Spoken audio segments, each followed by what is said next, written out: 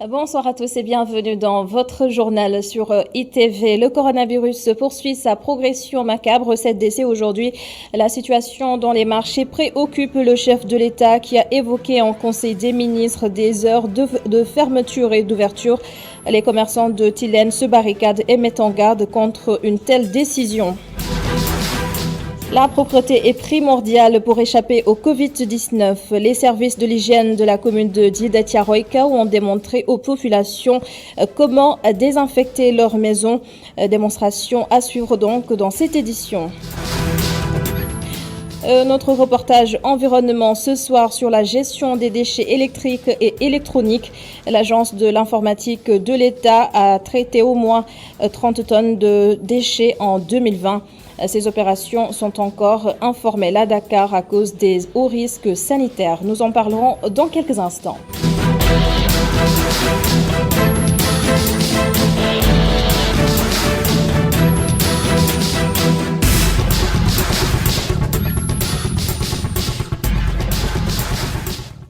En Conseil des ministres, hier, le chef de l'État Macky Sall a particulièrement insisté sur la surveillance des situations dans les marchés. Dans ce contexte d'état d'urgence, le président Sall a évoqué des heures d'ouverture et de fermeture. Au marché Tilène, les vendeurs ne sont pas prêts pour une nouvelle fermeture décidée à l'improviste. Ils ont exprimé leurs craintes dans ce reportage de Aïssatou Diak. Ibrahima n'a pas l'esprit tranquille. Il craint la fermeture du marché.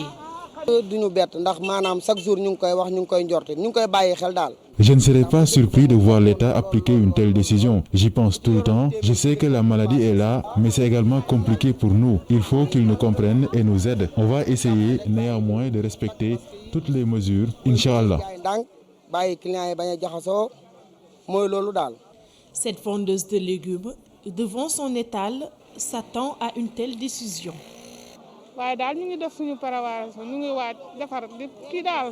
J'y pense, honnêtement, je me prépare au pire.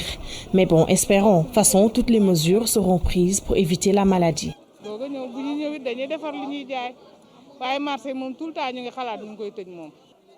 Nar Mbaye préfère le schéma adopté lors de la première vague.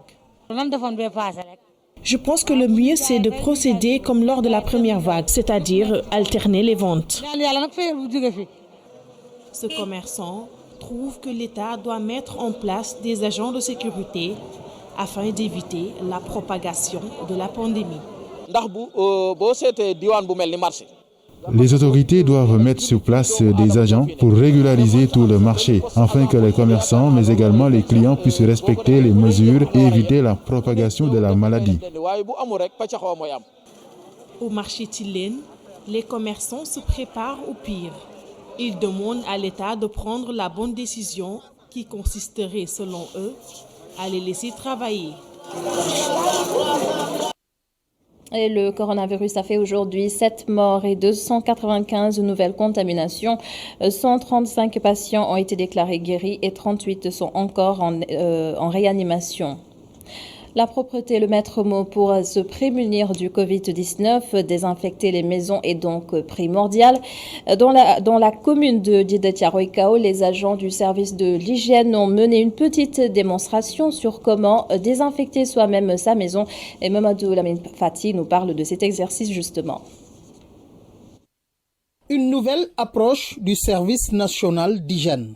L'apprentissage par la démonstration sous la houlette du colonel Diop. Les agents sont venus à la rencontre des populations de la commune de Djiddah-Thiaroye-Kao, aux côtés des acteurs communautaires. Pour le renforcement vraiment de l'application des mesures barrières de lutte contre la Covid-19. Actuellement, le Sénégal connaît des périodes extrêmement difficiles. Et j'en veux pour preuve la semaine dernière. Que nous avons eu à dénombrer 1728 nouvelles contaminations. Il y a eu dans ces nouvelles contaminations plus de 1071 cas communautaires, donc et 52 décès. Ça, c'est un record. Ça veut dire que vraiment la situation est très préoccupante. Donc nous sommes dit qu'il nous faut vraiment rentrer maintenant dans les maisons, parler avec les populations, leur expliquer comment on fait le dosage, n'est-ce pas, avec l'eau et le chlore, l'eau de javel. Et ça, c'est extrêmement prouvé que c'est une solution qui peut tuer, n'est-ce pas, tous les microbes, y compris vraiment le virus de la Covid-19.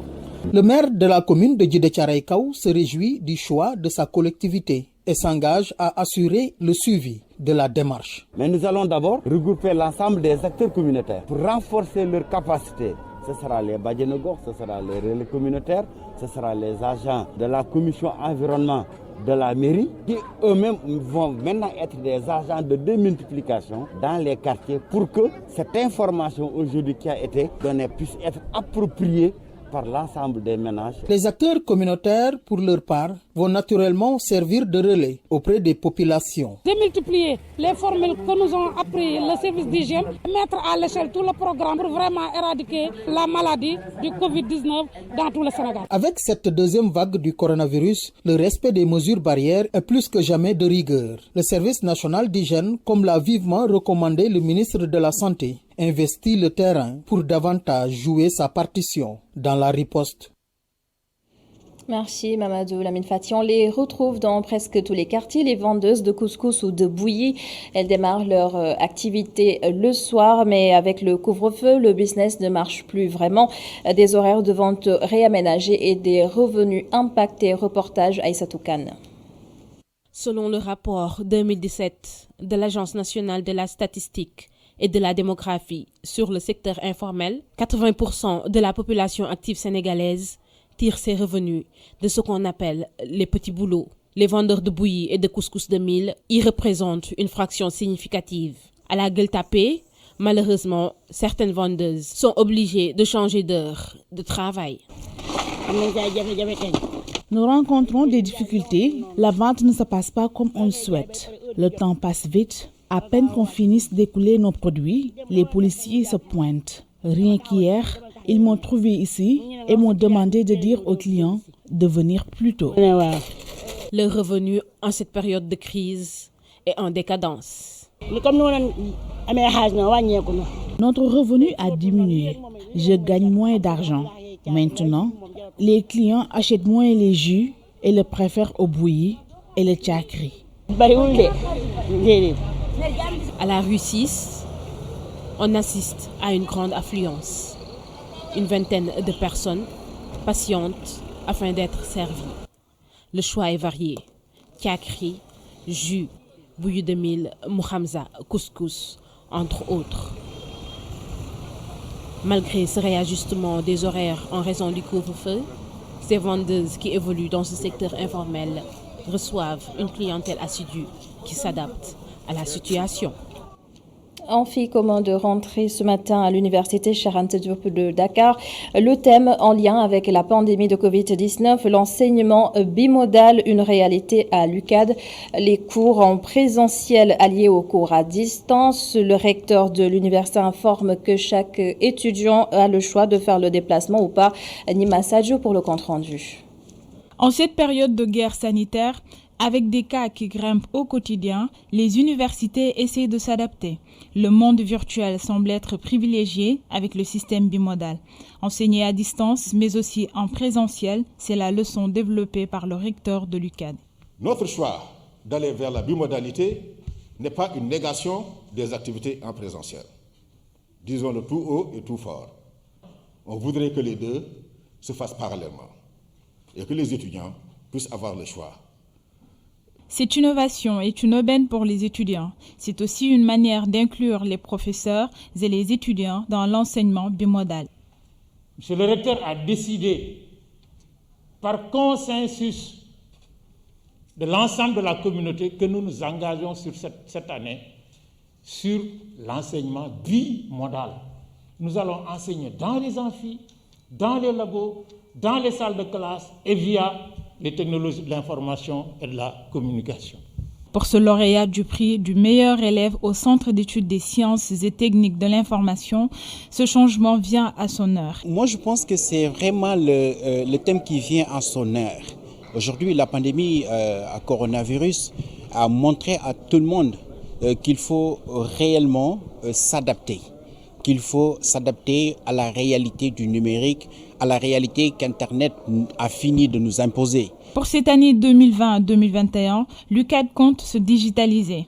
Les acteurs veulent faire de l'enseignement bimodal une réalité en puisant sur les nombreuses opportunités qu'offre le numérique. Et nous restons à l'université de Dakar. Sadio Ousmane Diédhiou, on le rappelle, sera pris en charge par l'État du Sénégal. Il s'agit du jeune étudiant en médecine qui souffre d'une maladie rare, l'aplasie médulaire. Cependant, l'argent qui a été collecté pour sa prise en charge commence à semer de la division au sein de l'amicale des étudiants de la faculté de médecine. Qu'en est-il réellement? Reportage Mohamed Ndiaye. Suite à l'engagement du chef de l'État de mettre les moyens pour la prise en charge médicale et l'acheminement en France de Sadio Ousmane Diédhiou, les étudiants de l'amicale de la faculté de médecine et les collecteurs de fonds sont divisés sur l'usage à faire du montant réuni. Cet étudiant en chirurgie dentaire reconnaît l'engagement des deux parties, mais rappelle aussi que la vie de Sadio Ousmane Diédhiou prime sur le reste de l'argent. Toutes les deux parties ont été sensibles à la cause. De même que la comité de collecte ainsi que l'amicale ont porté ce combat en sueur et en âme pour la réussite, pour qu'on puisse avoir un gain de cause. Bon, je pense que c'est un problème de communication et ça ne peut pas manquer sur ce genre de situation, mais l'idéal est qu'on doit s'occuper d'abord du cas de SOD Sadio Ousmane Diédhiou avant de décider le sort du reste de l'argent. Le cas de Sadio n'est pas rare à la faculté, une réalité qui amène l'amicale des étudiants à envisager l'institution d'une couverture médicale en faveur des étudiants. C'est pas la première fois qu'on a eu à avoir des problèmes de ce genre. L'année dernière, en 2018, c'était notre camarade Amadouba. Il y avait aussi nos camarades Jean Camara. Et à chaque fois, l'amicale était obligée de faire un appel à contribution. Donc je pense que l'amicale, notre objectif, c'est la prise en charge des étudiants en médecine. Nous l'avons toujours dit, nous l'avons toujours clamé dans tous les tables des autorités, que ce soit au niveau de la fac, que ce soit au niveau du ministère de la Santé, même au niveau du ministère de l'Enseignement supérieur. Parce que bon, c'est une absurdité même, je dirais, que des étudiants en médecine qui sont censés prendre en charge la population sénégalaise, eux, quand ils tombent malades, ils ne sont pas pris en charge. Je crois que ça aussi c'est un combat à mener. Et nous, qu'importe, peu importe ce que ça va nous coûter, nous mettrons tous nos moyens et avec l'ensemble des UFR de santé pour que la prise en charge des étudiants en médecine soit une chose effective. Quelques heures après sa première note, l'amicale de la faculté de médecine a sorti un autre communiqué pour préciser que l'idée d'utiliser l'argent collecté à des fins sociales et médicales n'était qu'une proposition et que l'argent collecté est entre les mains de l'intéressé Sadio Ousmane Diédhiou. Ces malentendus notés entre le comité de collecte de fonds et l'amicale des étudiants sur l'affaire Sadio Ousmane Diédhiou relancent le débat sur l'organisation et le suivi des appels de fonds. Autre chose dans l'actualité de ce jeudi, trouver un logement est encore plus compliqué à Dakar. Malgré la batterie de mesures et d'efforts consentis dans le secteur, il n'y a toujours pas d'équilibre entre commission, caution et mensualité. Les locataires se plaignent et des professionnels du secteur décryptent les points de blocage et les précisions de Kessendour. Loyers excessifs, logements insalubres, non entretenus, manque d'eau. À voir les commentaires des Sénégalais sur les réseaux sociaux, se loger dans de bonnes conditions dans la capitale est un véritable parcours du combattant. Et pourtant, à en croire les professionnels du secteur, des normes existent bel et bien. Le loyer à usage d'habitation ne doit pas être régi par le marché, par l'offre et la demande. Non. Nul ne peut faire un contrat sans pour autant présenter à son locataire une surface corrigée. Et c'est la surface corrigée qui détermine le montant auquel la maison ou bien l'immeuble doit être loué. Alors donc, c'est encadré et ces lois ont été prises, c'est pour protéger les locataires. Le problème maintenant, c'est l'appliquer, avoir la fermeté, l'audace et la fermeté de l'application. Le problème est avant tout que le barème établi par les autorités en 2010 est désormais obsolète. Alors qu'il devrait être révisé tous les 2 ans, cela en fait 10 qu'il est en vigueur. Et c'est sans compter les décrets d'application jamais publiés. Le président a certes demandé à ses équipes de réfléchir à un assainissement du secteur, mais en attendant d'y parvenir, nos autorités adoptent de nouvelles stratégies. la décision aujourd'hui du gouvernement, c'est de permettre à tout le monde, même ceux qui habitent à Thiès, de pouvoir venir travailler à Dakar. Parce que la question du loyer, c'est une question de rareté. Donc si cette rareté, si aujourd'hui l'ensemble des habitants ou bien des professionnels qui travaillent à Dakar veulent vivre à Dakar, on va créer un phénomène de rareté et immédiatement les montants des loyers vont être insupportables pour une bonne partie de notre population. Donc ce qui est fait, c'est mettre en place un cadre de transport qui puisse permettre à des personnes d'être à 1 heure, à 30 minutes du centre-ville pour pouvoir baisser les loyers. Pour cela, le gouvernement met l'accent sur le transport et sur la réduction des temps de trajet. Ajouté à l'entrée sur le marché des fameux 100 000 logements, cela devrait permettre de calmer la grogne, au moins de manière momentanée. À présent, un mot sur la situation tendue aux États-Unis. Si la crise perdure au-delà du 20 janvier, date d'investiture du nouveau président élu Joe Biden, elle aura des conséquences drastiques sur l'économie mondiale. C'est du moins l'avis du professeur en criminologie à l'université de Boston, Magaïsek, des propos recueillis par Momar Alisnian depuis Saint-Louis. La situation aux États-Unis est grave. La situation est telle que depuis plus de 150 ans, l'Amérique n'a pas vécu des choses pareilles. L'Amérique est actuellement en train de vivre non seulement une crise économique, mais une crise politique, une crise sociale, une crise raciale et en plus de tout cela, maintenant, s'agite une situation d'instabilité qui risque même de menacer le reste du monde. Il y a eu des alertes pendant très longtemps, depuis que Donald Trump est au pouvoir. Nous avons vu que l'Amérique est menacée, très violemment d'ailleurs, par ses paroles, par ses injures, mais aussi par ses tendances racistes.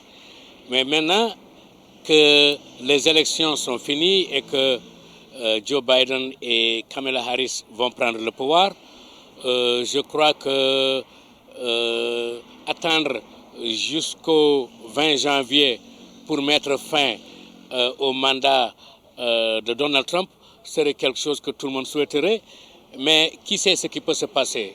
L'insécurité de l'Amérique et une insécurité qui menace non seulement la stabilité américaine, mais la stabilité politique économique du monde entier. Et nous restons dans le nord du Sénégal pour parler sport. La Linguère de Saint-Louis vient de signer une convention avec la SAED, la Société d'aménagement et d'exploitation des terres du Delta. Ce partenariat devrait permettre aux jeunes footballeurs qui le souhaitent d'avoir une reconversion aisée dans les métiers de l'agriculture. Réaction croisée de Aboubakri Sow, directeur général de la SAED, et de Masek Ouad de la Linguère de Saint-Louis.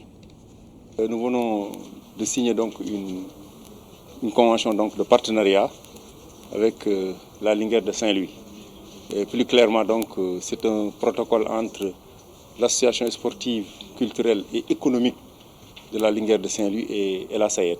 Et comme vous le savez, nous, notre métier, c'est le développement économique de la vallée, mais notre cœur de métier beaucoup plus donc le développement d'agriculture irriguée. Et qui parle donc d'agriculture irriguée parle donc de chaîne de valeur, de plusieurs spéculations, que ce soit pour le riz, que ce soit les cultures horticoles.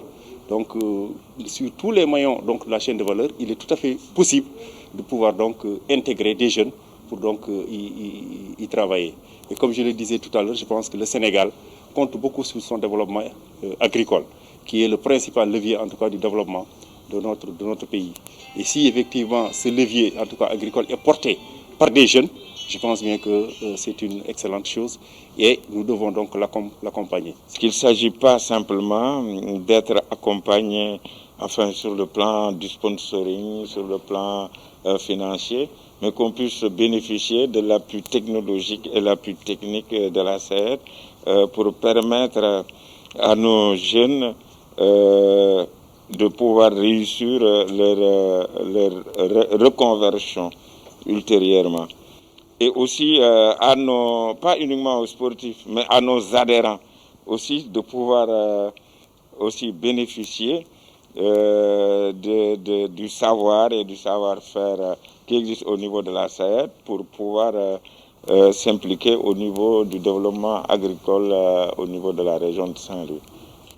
Et voici à présent notre reportage environnement. L'Agence de l'informatique de l'État est l'une des rares structures sénégalaises à disposer d'un atelier de démantèlement des e-déchets. En 2020, l'ADIE a démantelé au moins 30 tonnes de déchets électriques et électroniques. Cependant, ce type d'opération est encore informel à Dakar compte tenu des hauts risques sanitaires. Reportage, ou plutôt immersion dans un atelier de démantèlement. Pape Ibrahim Ndiaye, Serine Saludem, Sidignan. À Rebeuss, c'est l'une des rues les plus populaires et sans doute la plus mouvementée.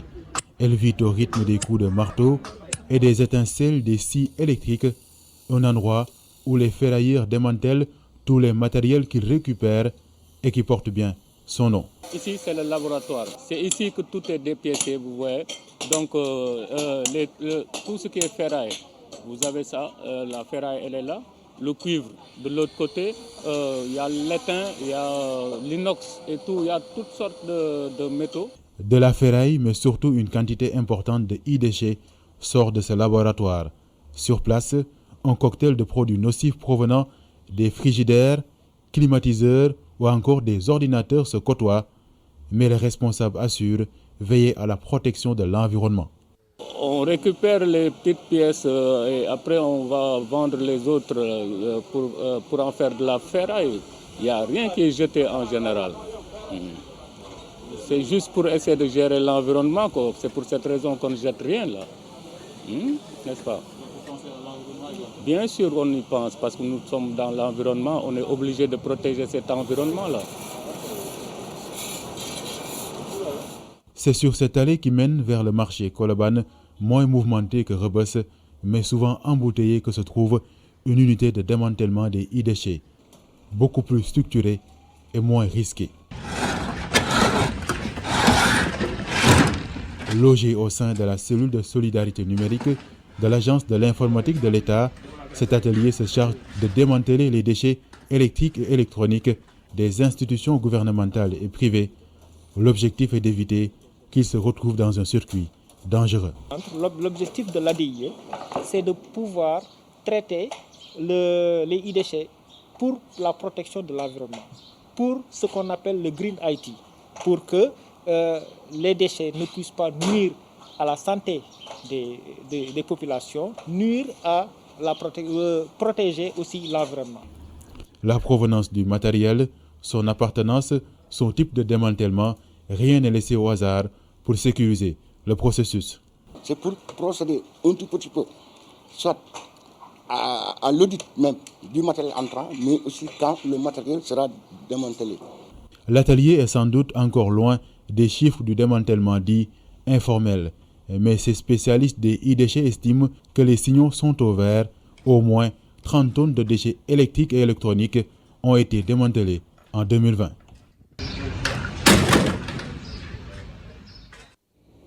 Merci beaucoup, Pape Ibrahim Ndiaye, pour ce reportage. C'était l'essentiel de l'actualité de ce jeudi. Merci d'avoir été avec nous. Un merci également à toute l'équipe de la régie, Cheikh Hassan Fall, dans un instant pour la suite de la totale. Et demain, le reste du week-end, vous serez en compagnie de Oussama Monique Sagna. Au revoir.